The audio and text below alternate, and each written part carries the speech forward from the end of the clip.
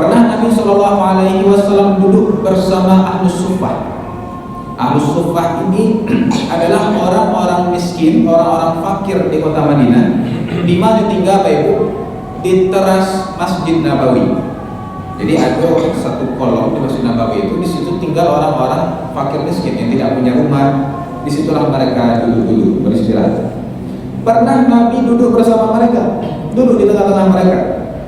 Kemudian didatangkanlah roti, yang mereka biasa makan roti. Rotinya kok kare, nama rotinya qadid. Itu roti yang kare ya, roti yang kualitasnya udah rancak lah gitu, roti murahan. Nah, karena Nabi di tengah-tengah orang itu sampai orang itu, oh Nabi orang mulia, ya kan, masa dihidangkan roti tengah ibu gitu. Akhirnya Nabi langsung Bapak Ibu, ya, dahulu saya sering memakan roti seperti ini. Dan ibu saya, keluarga saya, kami sering memakan roti seperti ini. Ini enak. Bayangkan bagaimana Nabi Shallallahu Alaihi Wasallam itu supaya orang di sekitarnya zaman dia rendahkan dirinya. Ya, dia bilang, ini rotinya sering kami makan nih, ya kan? Saya kira orang merasa nyaman. Tadinya orang itu tidak nyaman, sadar kepada Nabi karena itu yang ada, kan? Tapi setelah Nabi katakan seperti itu, lapang hati orang langsung akhirnya makan sama-sama. Pernah juga Nabi duduk bersama seorang penggembala. Apa kata Nabi? Sesungguhnya tidaklah Allah mengutus seorang Nabi kecuali Nabi itu pernah jadi penggembala. Nah, jadi penggembala tadi yang mulanya sangat yang hanya penggembala gitu kan, mabehan kambing orang gitu kan. Akhirnya Nabi menyampaikan seperti itu, orang menjadi tenang. Sehingga timbul keakraban di situ, Bapak. Makanya dikatakan berbicaralah kepada orang sesuai akalnya, ya kan? Berbicara kepada orang itu sesuai akalnya. Kok kita dokter Bapak, mengecek ke orang yang mungkin alumni utama SMP gitu. Kalau tidak rendahkan bahasanya kira-kira nyambung lah, Pak? Tidak nyambung. Ya, justru seperti membodoh-bodohi dan segala macamnya. Nah, itu makanya banyak sampai akhirnya saya satu somat, Pak Ibu, ya kan? Profesor itu bak menjadi profesornya karena kata-katanya itu susah dipahami. Nah, itu makanya profesor. Jadi berarti kalau susah kalimatnya dipahami, Pak Ibu kan tinggi mana kan? Nah, berarti lah profesor itu. Di masa ada somat namanya itu. Nah, Bapak Ibu sedang jemaah yang mulia, tapi tidak seperti itu guyonan saja. Nah, maka inilah sifat yang ketiga yang harus dimiliki seorang muslim, sifat qarib, ya, sifat dekat, akrab, sehingga orang nyaman berada di dekatnya. Ketika dia tiba orang happy, si anu tiba gitu, assalamualaikum waalaikumsalam. Pas dia tiba orang langsung senyum, langsung gembira orang gitu, karena suasana pasti akan jadi lebih baik, lebih menyenangkan. Nah, lawannya apa? Saatnya tiba orang lah membudui saya langsung gitu. Orang yang dulu galak-galak gitu kan, pas awal tipu, Allah hilang sih galaknya gitu, lahannya sebenarnya. Nah, boleh jadi itu bukan termasuk sifat qarib, ya kan? Nah, tapi sifat yang tidak baik seperti itu. Nah, Bapak Ibu sudah jemaah yang mulia, maka inilah sifat yang ketiga yang sifat qarib. Ya, ini sifat akrab dekat. Kemudian sifat yang keempat, Bapak Ibu, yang menyelamatkan seseorang dari api neraka itu adalah sahlim. Sahlim ini artinya apa? Mudah, tidak berbelit-belit, suka memudahkan orang lain, suka membantu orang lain. Di antara sifat sahlim ini yang Nabi Shallallahu Alaihi Wasallam itu punya, Nabi itu Bapak Ibu, ya, tidaklah dia dihadapkan pada dua metode. Untuk mengatasi sebuah persoalan dihadapkan pada dua metode, kecuali Nabi pasti memilih metode yang paling mudah. Jadi orang yang sahlim kok, yang pertama, dia selalu menyelesaikan perkara itu dengan mudah, ya kan? Nah, Nabi berbelit-belit, yang bermudah saja. Nah, Nabi itu selalu memilih yang mudah, tidak mau memilih yang sulit. Dan itu Allah katakan dalam Al-Quran, yuridullahu bikumul yusra wa la yuridu bikumul usra. Allah menghendaki kamu dalam kemudahan dan tidak menghendaki kamu dalam kesulitan. Nah, jadi selalu memilih cara yang mudah. Kemudian yang kedua, Bapak Ibu, sifat orang sahlim ini, dia tidak mau orang dalam kesulitan. Selain dia ingin dirinya mudah, dia juga ingin mempermudah orang lain. Aku banyak contoh-contoh kejadian yang baik. Misal, kalau Bapak Ibu ke pasar raya, kalau parkir motor ya, parkirkan diletakkan saja di situ baik. Beko orang terus serang yang merapikan kan. Awal letak tadi mau di situ, beko yang merapikan serang. Itu termasuk sifat sahlin baik. Sama kalau tukang parkir itu arahkan mana, sukupa gitu. Ya kan? Harus di situ langsung gitu. Ada kunci standar. Kalau orang tua tidak, tiba kasihan kan, awal tinggal motor itu nyerapian serang. Bahkan ada baik tukang parkir dari blok A karena bawah. Jadi ketika orang parkir, akhirnya apa yang dicari cari apa bang? Kami cari kursiana, kami cari baju, kami cari gorden. Hanya arahkan di sini. Beko di situ lah hafalnya denah pasal itu. Ini termasuk daripada sifat sahlin, memudahkan orang lain. Atau pernah apa ibu mengurus surat-surat di Pak RT gitu kan? Akhirnya Pak RT itu lah bisa tunggu saya di rumah, beko aku sadiwan suratnya, beko saya tinggal di Sianta Kalurah. Ini termasuk sifat sahlin, ya mempermudah orang lain, tidak mau berbelit-belit. Atau pernah aku mantau orang rumah beko ditunjuk kembali jamu, ya kan? Nah jadi mantau jamunya ada di situ gerobaknya tapi tidak ada orangnya. Tukang jamunya sudah masuk pasar itu nih, tunggu sampai tadi. Ada ibu-ibu beko. Nyo masuk ke dalam pasar itu nyo cari tukang jamu, nyo suruh awak menunggu saja di dalam gerobak itu. Ya, memudahkan orang lain, tidak mau orang lain dalam kesulitan. Nah, dan banyak lagi. Misal ada orang sedang di jalan raya gitu kan, sedang main Hondanya, kemungkinan minyaknya habis atau kemungkinan mati masih dalam minggu, entah hakinya entah businya bermasalah kan. Nah, orang yang sahlin mencari orang sedang main Hondanya, nyo dorong dari belakang. Bang, Honda nanti yo, hampir dorong dari belakang bang. Nyo kama bapak dek habis minyak atau rusak. Kalau rusak tuh bawa ke bengkel. Kalau habis minyak tuh bawa ke Pertamina. Habis minyak bang, oke. Nyo dorong baik, karena coba yang mencari orang nak, mendorong Honda itu termasuk sifat sahlin. Suka membantu orang lain, memudahkan urusan orang lain, tidak berbelit-belit. Kok ada orang kadang kan awak mau urus sesuatu makan tua gitu. Kok baca? Tidak tahu. Coba tanya sama Pak tuh.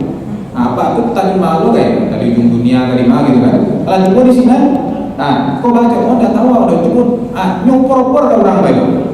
Dengan saya berbelit-belit, saya kurang jadi kerepotan jadi. Nah, Bapak Ibu sedang jemaah, maka orang yang sahlin ini dia gemar memudahkan orang lain. Dia tidak mau orang lain dalam kesulitan. Inilah 4 sifat yang mesti dimiliki seorang muslim, yang apabila punya 4 sifat ini, insya Allah lurus jalan kita ke surga, tidak tersentuh sedikit pun api neraka. Yang pertama tadi sifat hayyin, orang yang tenang, tidak mudah marah, tidak mudah emosi, berpikiran jernih, berhati lapang, ya kan? Yang kedua sifat lain, yakni lembut, ya, kata-katanya lembut, ya, sehingga menyenangkan orang lain. Bahkan terhadap Fir'aun pun disuruh berlemah lembut. Kemudian yang ketiga qarib, yakni akrab, dekat, bersahaja, orang senang dengan dia. Dan yang keempat yakni sahlin, suka membantu orang, suka memudahkan urusan orang lain. Terakhir Bapak Ibu, ada satu hadis yang menceritakan 4 sifat Nabi ini ada dalam hadis ini. Mungkin Bapak Ibu sudah pernah dengar hadisnya. Suatu hari ketika Nabi dan para sahabat sedang duduk dalam Masjid Nabawi, tiba-tiba datang orang Badui. Nah, orang Badui itu apa Bapak Ibu? Orang yang hidupnya berpindah-pindah. Jadinya bisa tinggal di segala tempat. Tibonya situ nyoba bangun tenda. Jadi orang luar lah gitu Bapak. Datang orang Badui itu, masuknya ke dalam masjid, pipis jadi masjid itu Bapak. Pernah dengar ya Pak ya? Nah, pipis jadi masjid itu. Kajang banyu bahaya. Mancanya itu Bapak, para sahabat langsung bangkit, ingin memberanginya gitu. Bahkan lah hati memaci pedangnya. Nah, ketika hal tersebut terjadi, apa kata Nabi? Ya, tenang, biarkan dia selesaikan hidupnya. Biarkan Nabi selesai pikirnya dulu.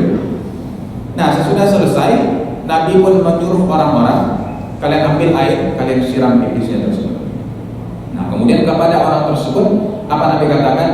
Ini adalah masjid, ini tempat beribadah kepada Allah, ini tempat sholat, tempat zikir, tempat baca Quran, tidak boleh pipis di sini. Nah, akhirnya apa kata orang tersebut Bapak Ibu? Oke, terima kasih katanya. Semoga Allah merahmatiku dan merahmati wahai Muhammad. Nah, Bapak Ibu sedang jamaah yang mulia, ada 4 sifat mulia ini di dalam kisah ini. Yang pertama sifat hayyin. Di mana letak hayyinnya? Ketika orang itu pipis, orang kan berang sadanya Bapak Ibu. Nabi Muhammad tetap tenang. Orang berang sarilah bangki lah siap mencaci maki menghajar. Nabi tetap tenang Bapak. Di situ menunjukkan bagaimana lapangnya pikiran beliau, bagaimana lapangnya hati beliau, sifat hayy yang beliau miliki. Nah, orang yang punya sifat hayy kita lihat salah satu cirinya berprasangka baik. Nabi prasangka baik. Oh, bisa jadi orang tadi itu alim tahu itu sampai apa. Oh, bisa jadinya memang dari dua atau ba'a gitu kan. Panjang pikiran juga langsung memvonis. Jadi yang pertama sifat hayy, Nabi tetap tenang ketika semua orang marah. Kemudian yang kedua sifat lain. Ya, sifat lemah lembut. Di mana letak lainnya? Ya. Jadi Nabi, oke, kita urutkan Bapak Ibu. Nah, kemudian yang kedua sifat sahlin, memudahkan. Nah, di mana letak sifat sahlinnya, memudahkannya? Nabi menyuruh para sahabat menyiram pipis tersebut. Ya. Jadi kalau ada masalah, langsung diselesaikan masalahnya, jangan diperpanjang. Seandainya jadi dihajar orang apa tadi, bagi orang Badui tadi kan, tentu tidak pipis saja di barasian, Pak. Darah orang itu di barasian, kan? Seandainya jadi tebas lehernya tadi, tentu darah itu berceceran gitu. Nah, tentu semakin repot loh. Jadi kalau ada masalah, selesaikan masalah tersebut. Jangan diperluas, jangan diperpanjang, jangan berbelit-belit. Nah, masalahnya pipis si Badui, udah pipis si Badui dibersihkan. Nah, maka di situ sifat sahlin, mempermudah, cari cara yang mudah, jangan persulit cara itu. Nah, kemudian sifat qaribin, sifat qarib Nabi, akrab Nabi itu tampak. Dari mana nampaknya? Ketika Nabi mencoba mendekati si Badui tersebut. Biasanya kan orang langkah itu kayak ulah berang sadanya kan, pastinya biasa orang, hilang lagi gitu. Nabi mendekati orang tuh, menunjukkan bagaimana beliau bersahabat. Walaupun orang berang sadanya, walaupun si Badui itu berbuat kesalahan, Nabi dekati dia ya, untuk menjalin keakraban dengan dia. Nah, kemudian yang keempat sifat lain, lemah lembut Nabi. Dari mana nampaknya? Ketika Nabi sampaikan pada orang itu dengan lemah lembut, ini masjid, ini bukan tempat pipis, ini adalah tempat ibadah, tempat menyembah Allah, tempat zikir, tempat baca Allah. Dengan lemah lembut Nabi sampaikan. Akhirnya kecil orang Badui, Bapak Ibu, ya Allah rahmatilah aku dan rahmatilah Muhammad saja. Yang lain tidak usah kau rahmati ya Allah.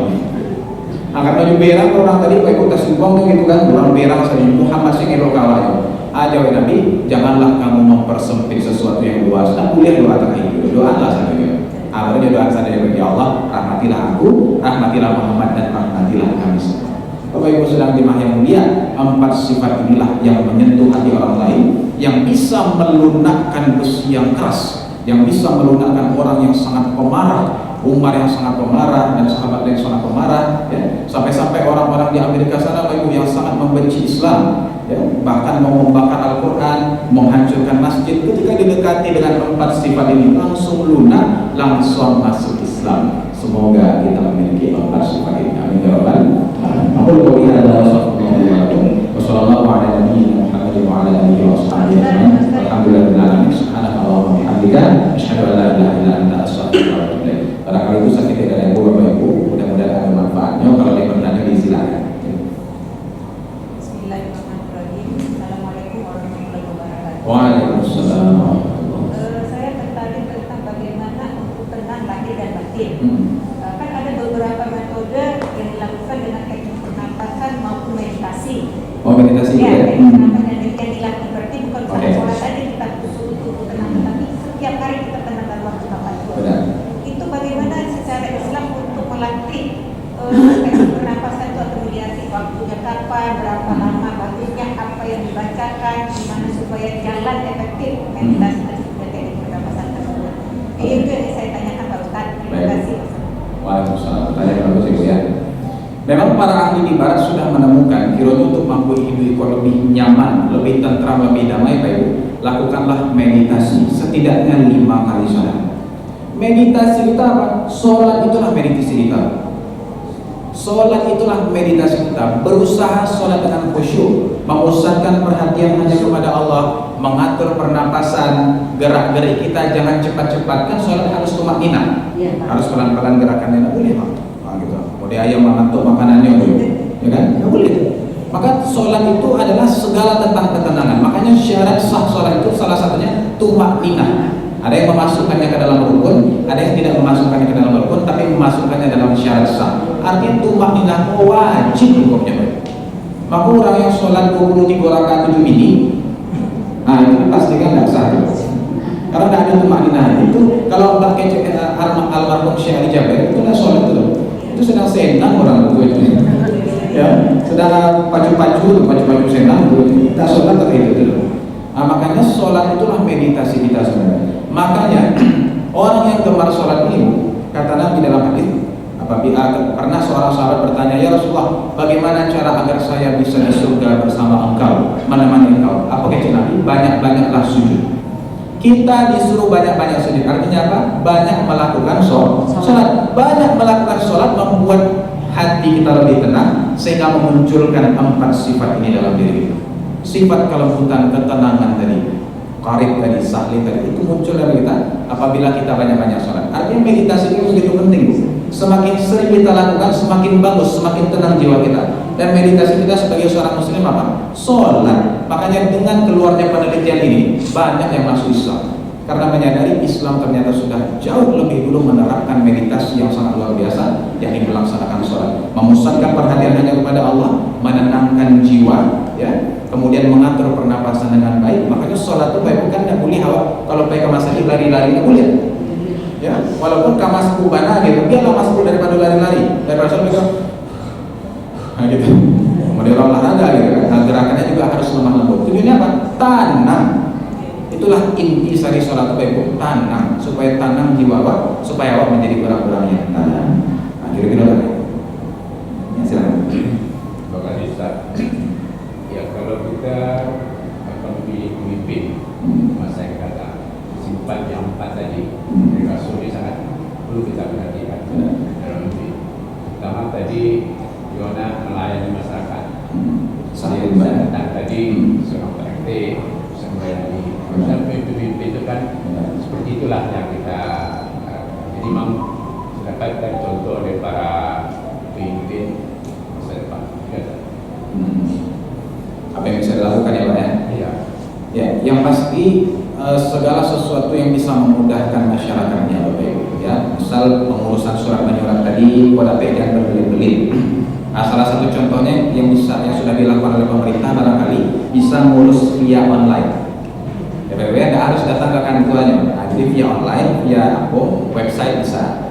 Nah, intinya apa saja silahkan sesuai kreativitas. Ya intinya jangan sampai rakyat ini berbelit-belit.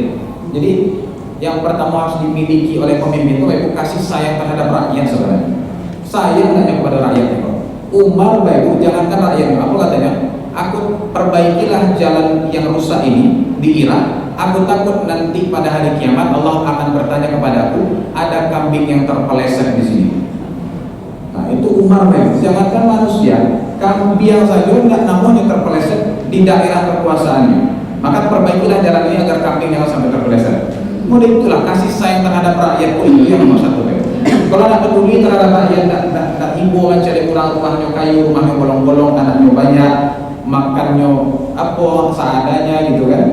Nah maka tidak akan tumbuh. Tapi kalau sudah muncul rasa kasih sayang tadi, peduli kepada rakyat, akan timbul kreativitas ide-ide tadi. Hanya gratiskanlah kesehatan, hanya gratiskan pendidikan gitu kan, hanya lagi bantuan bansos segala macam. Tapi bansos itu memang murni dari hati, bukan untuk PRD Islam itu gitu kan. Nah, macam-macam dilakukan, maka akan timbul kreativitas tadi Pak. Yang paling intinya sekali dalam hati ini munculkan kasih sayang terhadap rakyat.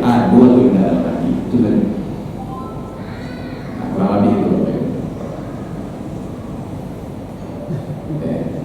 Ada lagi, silakan. Pengganjil Pak ya, pas itu.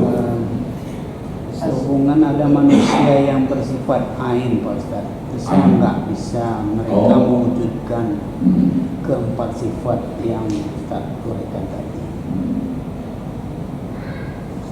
Ain itu maksudnya hasad ya, hasad di.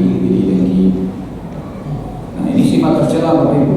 Ya, ini disebut sebagai penyakit hati namanya. Jadi sampai sifat tadi itu Bapak Ibu, itu bukannya dibuik-buik. Memang untuk mengusahakannya di awal tentu harus dipaksakan Bapak Ibu.